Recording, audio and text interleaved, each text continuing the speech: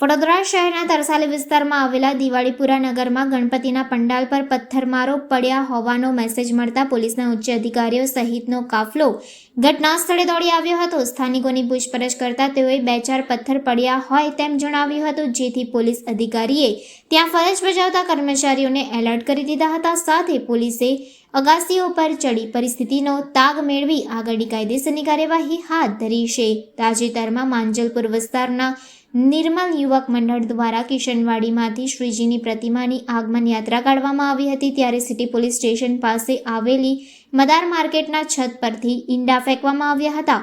વડોદરા શહેરનું વાતાવરણ ડહોળાવવાનો પ્રયાસ કરવામાં આવ્યો હતો। પોલીસે તુરંત એક્શનમાં આવીને ઈંડા ફેંકવાનું કૃત્ય આચરનાર માફિયા ગેંગના ગ્રુપના એડમિન સહિત 9 આરોપીઓની ધરપકડ કરી લીધી છે।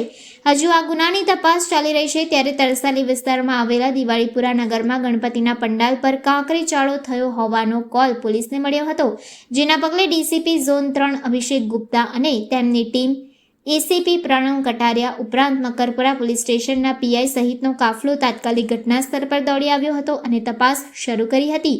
સ્થાનિકે જણાવ્યું હતું કે 2-4 પથ્થર પડ્યા બાદ વધુ પથ્થર પણ પડ્યા ન હતા અને બીજું કાંઈ પણ થયું નથી। જો કે પોલીસ અધિકારી દ્વારા પણ તરસાલી વિસ્તારમાં પંડાલ પાસે ફરજ બજાવતા કર્મચારીઓને પણ એલર્ટ કરી દેવામાં આવ્યા છે।